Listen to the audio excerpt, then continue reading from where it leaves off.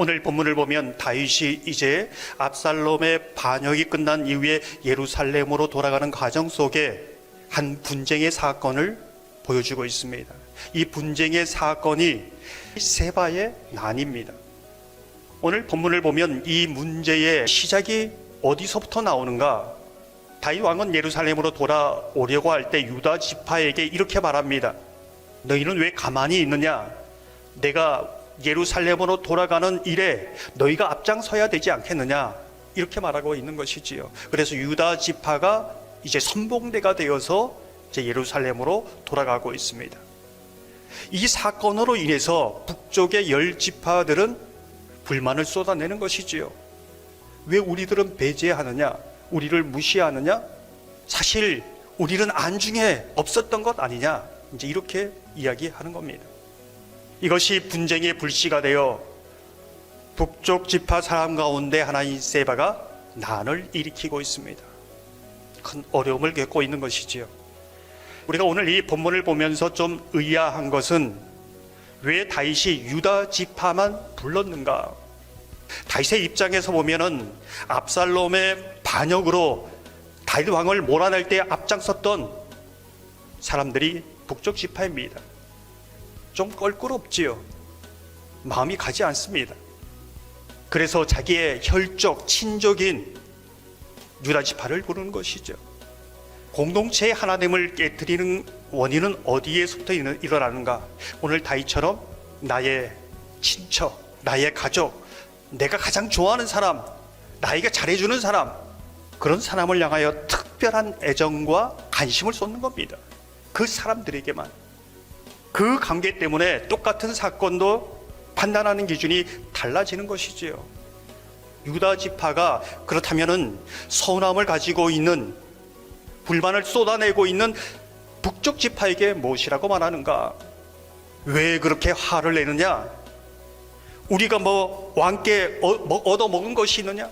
우리가 살고 있는 것도 예루살렘이고 정황상 우리가 이 행렬을 주도하는 것이 올바른 결정 아니냐? 뭐가 잘못된 거냐?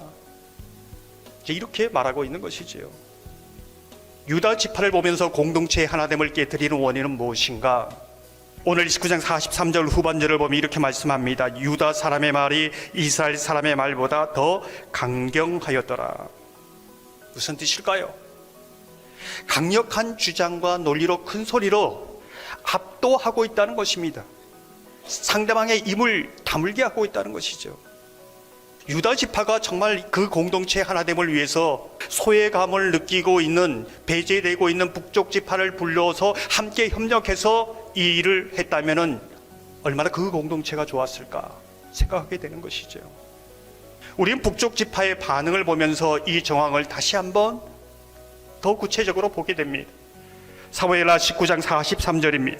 이스라엘 사람이 유다 사람에게 대답하여 이르되 우리는 왕에 대하여 열 몫을 가졌으니 다윗에게 대하여 너희보다 더욱 관계가 있거늘 너희가 어찌 우리를 멸시하여 우리 왕을 모셔오는 일에 먼저 우리와 의논하지 아니하였느냐 하냐.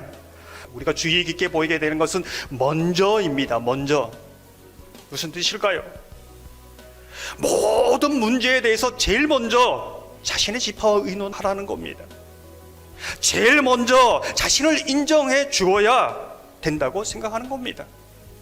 이게 북쪽 지파가 그 공동체의 하나됨을 깨고 있는 원인이 무엇인가를 보여주고 있는 것이지요. 우리가 놓치지 말아야 할 것은 오늘 사무엘하 20장을 마무리하면서 세바의 이 난을 종결시키는 한 지혜로운 여인의 이야기를 우리에게 들려주고 있습니다. 이 여인의 이야기는 분쟁과 갈등의 시대에 우리에게 무엇을 말해주고 있는 것일까요? 하나님의 지혜가 없어서, 하나님의 지혜의 말씀을 묻지 않아서, 하나님의 지혜의 말씀에 무지해서, 하나님의 지혜의 길을 알지만은 그 길로 가지 않아서 공동체가 위기를 겪는다는 것이지요. 가정이 위기를 겪는다는 것입니다. 사랑하는 성도 여러분, 분쟁과 갈등의 시대에 저와 여러분이 살아가고 있습니다.